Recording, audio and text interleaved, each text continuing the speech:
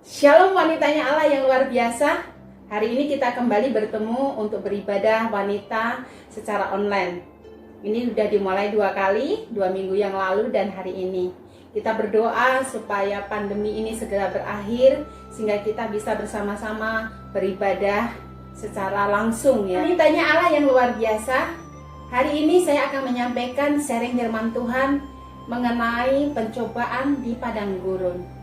Kadang-kala saya berpikir, apa yang terjadi pada hari-hari ini itu adalah gambaran yang pernah Tuhan Yesus berikan lebih dari 2000 tahun yang lalu. Di dalam Matius, kita baca terlebih dahulu, di dalam Matius 4, mulai ayat pertama sampai yang ke-11, kita melihat perikopnya, yaitu pencobaan di padang gurun. Di sini dikatakan bahwa maka Yesus dibawa oleh Roh ke padang gurun untuk dicobai oleh iblis. Dan sesudah berpuasa 40 hari dan 40 malam, akhirnya laparlah Yesus. Lalu datanglah si pencoba itu dan berkata kepadanya. Si pencoba ini adalah iblis. Dia berkata, "Jika engkau anak Allah, perintahkanlah supaya batu-batu ini menjadi roti." Wanitanya Allah yang luar biasa. Mungkin kita sering membaca firman Tuhan mengenai pencobaan di padang gurun ini. Dan tidak ada sesuatu yang istimewa mungkin. Dan kita hanya berpikir pencobaan itu memang berat yang dialami oleh Yesus. Tapi Yesus kan Tuhan. Nah, hari ini kita harus mengubah dulu mindset pola pikir kita. Pada saat itu Yesus disebut sebagai anak manusia. Artinya beliau adalah manusia 100%. Hari itu dikatakan bahwa ketika Yesus selesai melakukan puasa 40 hari, bukan hanya 40 hari, 40 malam, maka laparlah Yesus. Secara manusia hal itu suatu hal yang biasa, lumrah.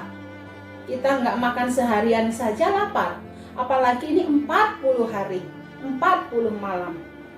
Dan maka lapar. Tetapi di sini ayat 1 dikatakan bahwa Yesus dibawa oleh Roh ke padang gurun. Wanitanya Allah yang luar biasa. Roh di sini ditulis huruf besar, Roh. Bukan di awal kata sehingga dikatakan ya mungkin awal kata. Tidak, tetapi Roh di sini ada di tengah-tengah dan dikatakan huruf besar. Roh ini adalah Allah yang membawa Yesus sebagai anak manusia yang setelah selesai melakukan puasa berada dibawa ke padang gurun. Dan yang terjadi di padang gurun ini, dia dicobai oleh iblis. Ini terjadi selama kita saat ini. Bisa dijelaskan bahwa pada ayat 2 dijelaskan dengan jelas setelah berpuasa 40 hari 40 malam. Kita sebagai manusia ketika kita berada di dalam posisinya Yesus pada saat itu, apa yang terjadi? Sesuatu yang sudah dilakukan pencapaian 40 hari 40 malam berpuasa, dan ini adalah puncak terakhir di mana ini Yesus sudah menyelesaikan tahapan puasa ini. Bukan hidangan yang istimewa yang dihadapkan, tetapi Yesus dibawa ke padang gurun. Seberapa banyak wanita-wanitanya Allah hari-hari ini mengalami hal yang sama? Kita berada di dalam masa pergumulan. Kita rasanya sudah menang dalam pergumulan kita. Kita melakukan bagian kita dengan baik, kita melayani Tuhan. Kita melakukan bagian kita sebagai istri, sebagai ibu di rumah. Dan kita melakukan yang bekerja, saya melakukan bagiannya di pekerjaan dengan baik. Tetapi di saat harusnya mendapatkan reward, mendapatkan sesuatu yang layak, ini pantas saya harus dapat. Tetapi yang terjadi, Tuhan, Allah mengizinkan pencobaan terjadi. Di tahap yang pertama ini saya mau mengelompokkan bahwa di dalam pencobaan di padang gurun ini ada 3 pencobaan. yang dialami oleh Yesus pada saat itu. Tetapi ini terjadi juga di masa-masa saat ini. Iblis mencobai kedagingan manusia. Saya kelompokkan ada dua kebutuhan pokok dari manusia itu. Yang pertama adalah kebutuhan akan hidup, yaitu sandang, pangan, papan. Kita akan tahu ya kebutuhan tiga hal ini. Yang kedua, kebutuhan untuk diterima, diakui. Kadangkala kita nggak berpikir sampai di situ. Iblis tahu bahwa manusia membutuhkan dua hal ini di dalam hidupnya. Manusia yang seperti apa? Manusia yang saat itu terlebih riskan adalah manusia yang saat itu kondisinya lapar. Wanitanya Allah yang luar biasa. Saya mau mengatakan bahwa kebutuhan hidup, banyak orang bekerja siang, malam, tidak capek. Secara badan mungkin mereka capek, tetapi mereka melakukan pekerjaan itu terus. Kenapa? Kalau ditanya buat apa kamu membanting tulang siang dan malam? Untuk mencukupi kebutuhan keluarga. Apakah itu salah? Tidak. Tetapi itu adalah bagian dari kebutuhan manusia. Belum lagi ketika banyak kejahatan timbul. Ada kasus korupsi, ada kasus penipuan, ada kasus pencurian, bahkan sekarang ada kasus pembunuhan. Kalau ditelusuri, itu ujung-ujungnya adalah pemenuhan kebutuhan hidup. Betapa hal ini dilihat iblis sesuatu yang penting dalam hidup manusia. Sehingga ketika dia berkata kepada Yesus, dia berkata bahwa kalau engkau anak Allah, kenapa? Iblis berkata kalau engkau anak Allah karena iblis tidak tahu bahwa ini benar anak Allah atau bukan. Karena iblis tidak maha tahu. Mungkin berita yang masuk di dalam telinga si iblis pada saat itu, ini katanya anak Allah. Saya coba dulu. Apakah dia hanya manusia istimewa doang atau manusia biasa atau benar-benar anak Allah? Makanya dikatakan kalau engkau anak Allah, perintahkan batu ini menjadi roti. Bukan sebuah hal yang sulit bagi Yesus melakukan mukjizat seperti itu. Tetapi ketika Yesus tidak menuruti iblis, bukan berarti Yesus tidak mampu. Tapi di sini ada suatu pembelajaran yang Tuhan tahu bahwa ini akan kita lakukan di 2000 tahun kemudian oleh manusia-manusia yang ada. Yang pertama, iblis tahu kebutuhan pokok manusia itu di hadapannya. Makanya dia butuh roti, butuh makan. Maka dicobai. Apalagi manusia yang habis berpuasa 40 hari 40 malam, di mana di sini dikatakan Yesus lapar. Ketika orang lapar, dia tidak butuh tidur. Ketika orang lapar, dia tidak butuh kekayaan.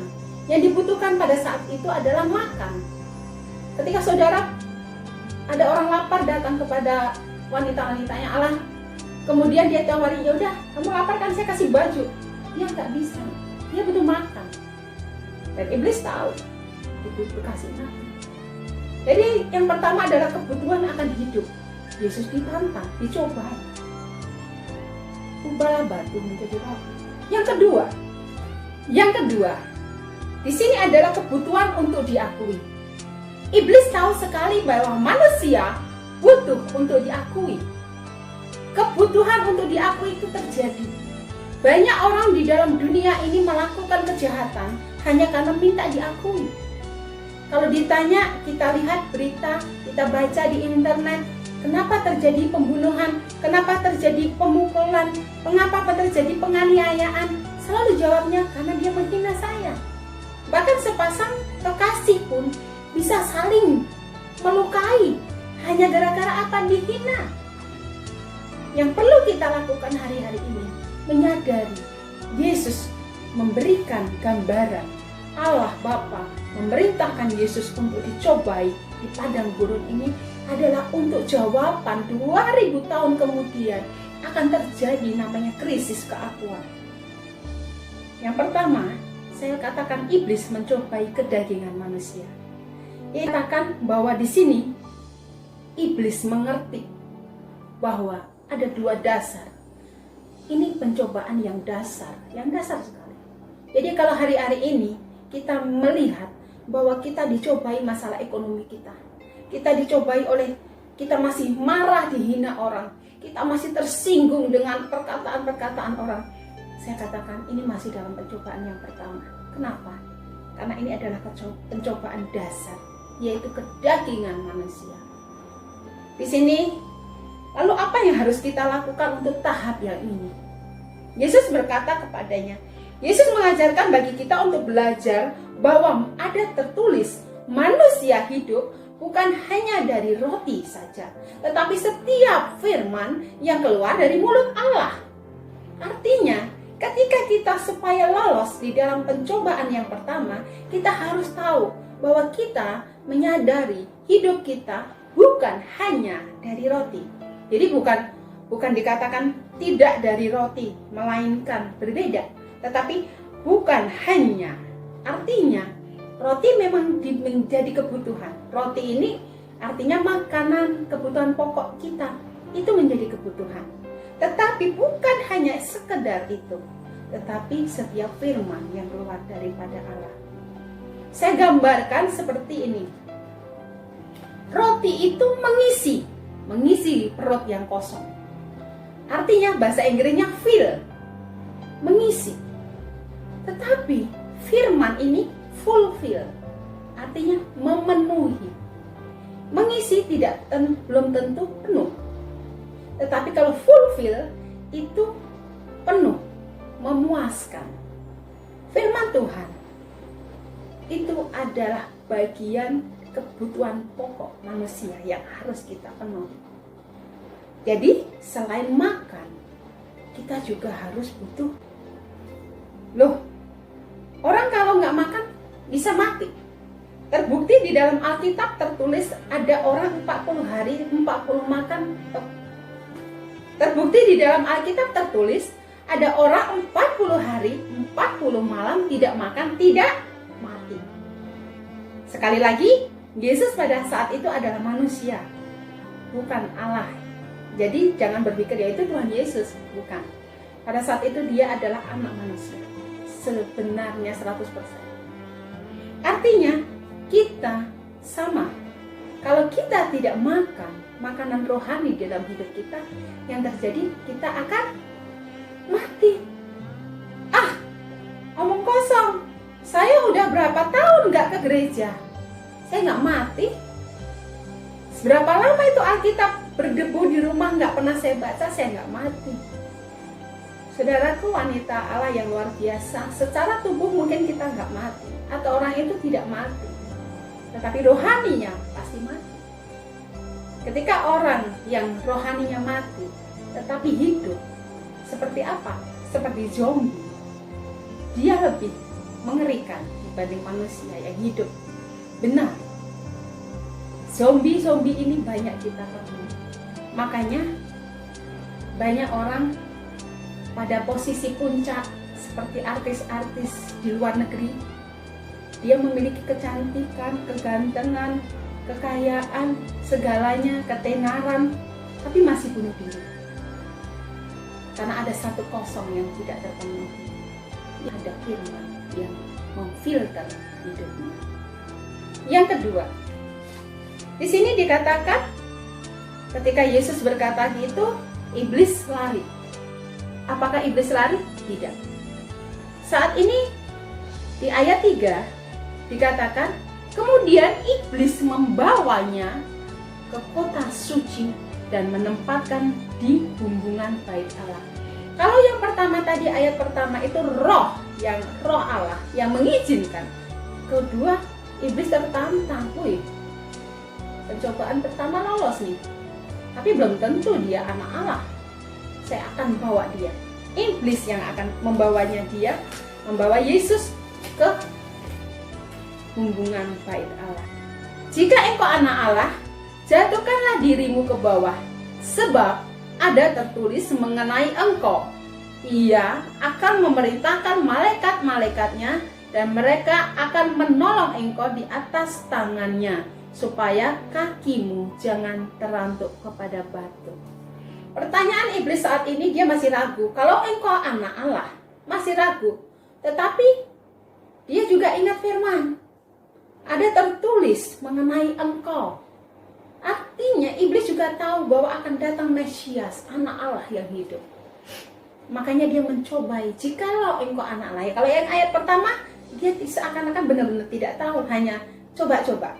Tapi yang kedua, dia penasaran bahwa Yesus ke bait Allah, bumbungan bait Allah, dan di situ dia menanyakan kepadanya Yesus untuk dicobai. Di yang kedua ini saya kategorikan iblis mencobai kelemahan tubuh kita. Ketika kita hidup di dalam firman, maka kondisi ekonomi, tekanan hidup, penghinaan itu bukan menjadi sesuatu yang membuat kita itu meninggalkan Tuhan.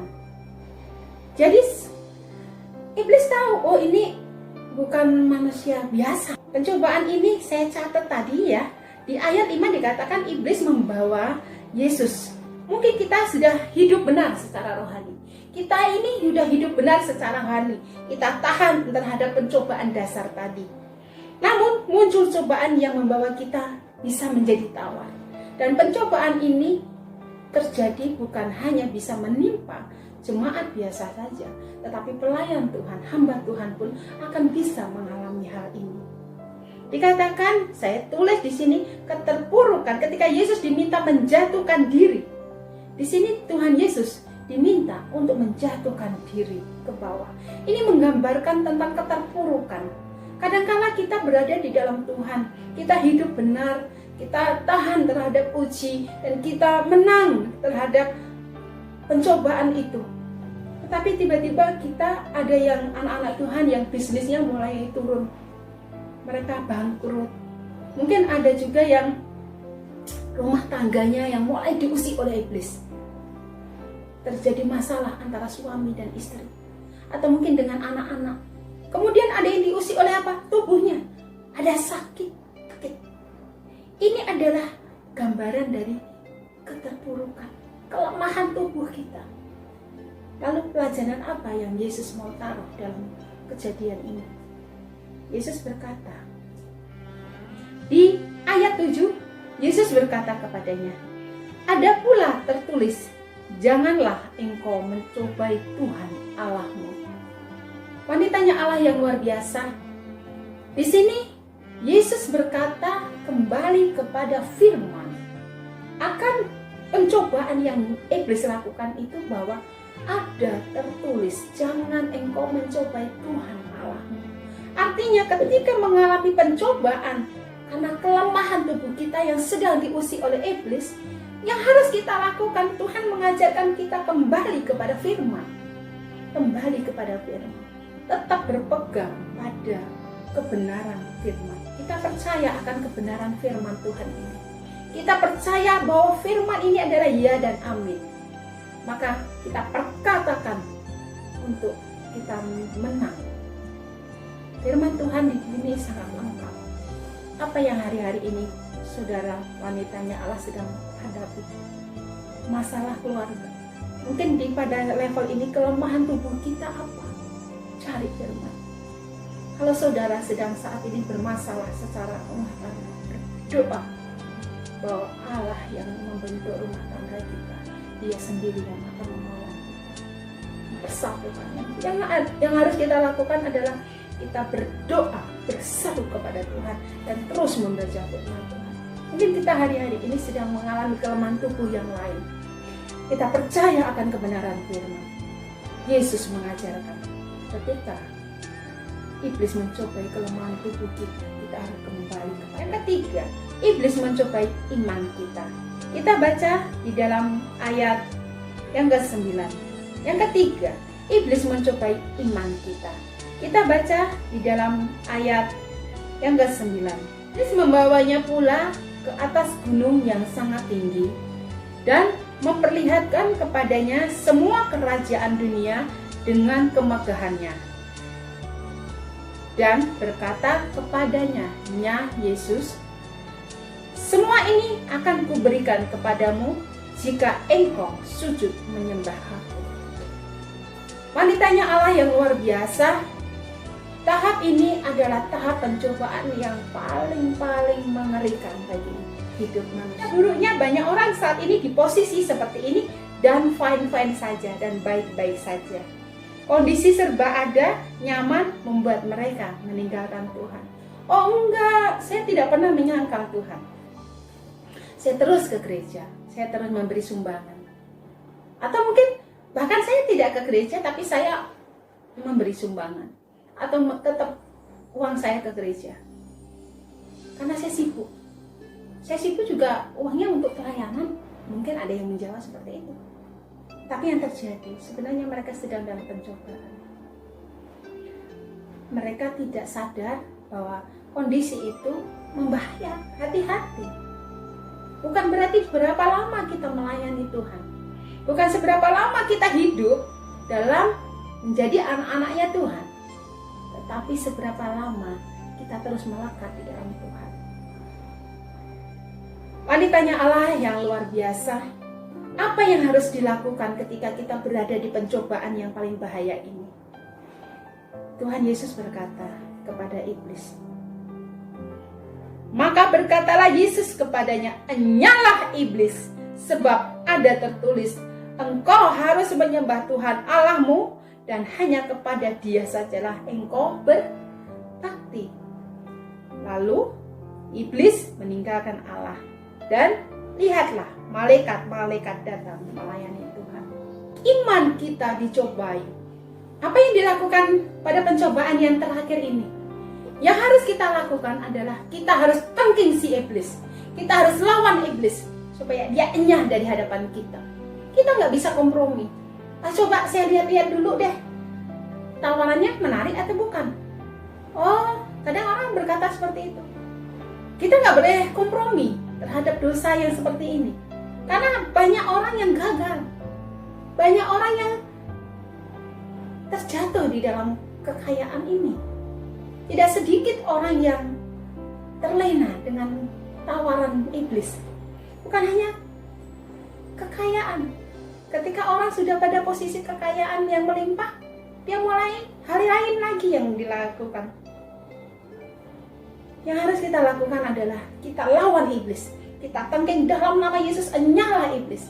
Ketika pikiran itu ada di dalam pikiran kita, ada tawaran, godaan itu muncul di hati kita, pikiran kita, kita lawan. Kita sibuk, kita bisnis terlalu sibuk. Kita ingat, saatnya saya harus memberikan waktu kita kepada Tuhan. Kita baca di Yakobus 4 ayat 7. Karena itu tunduklah kepada Allah dan lawanlah iblis, maka ia akan lari daripadamu.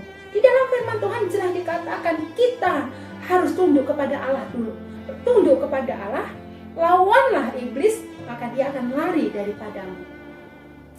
Wanitanya Allah yang luar biasa. Kenapa saya bawa firman Tuhan ke WBI tentang pencobaan di padang gurun ini? Rasanya itu ini harusnya pantas untuk umum.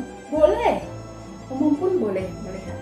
Tetapi kenapa saya katakan ini di WBI? Karena apa? Kita adalah tiang doa rumah kita. Kalau di Jawa bilang, sopo gurunya rumah tangga itu wanita. Perempuan adalah penolong laki-laki. Kita lemah, seisi rumah kita lemah. Ketika wanita-wanita itu Allah itu mengerti kebenaran akan firman Tuhan ini, yang terjadi rumah tangga ini akan kuat. Dia bisa memberikan masukan kepada suami, bisa mendidik anak-anak dengan kebenaran Tuhan. Saudaraku, pandemi atau tidak pandemi, kita tetap akan dihadapkan pada tantangan hidup ini. Kitanya Allah yang luar biasa. Apapun hari-hari ini yang boleh kita alami, kita percaya. Apakah itu kebutuhan pokokkah? Apakah itu kelemahan tubuh kita yang sedang diuji? Adakah iman kita yang sedang diuji? Satu hal yang boleh kita pegang, Tuhan tidak pernah meninggalkan kita. Firman-Nya selalu mengajarkan kepada kita kebenaran-kebenaran yang boleh kita hidup. Mungkin ini akan menjadi rema bagi wanita-wanita Allah.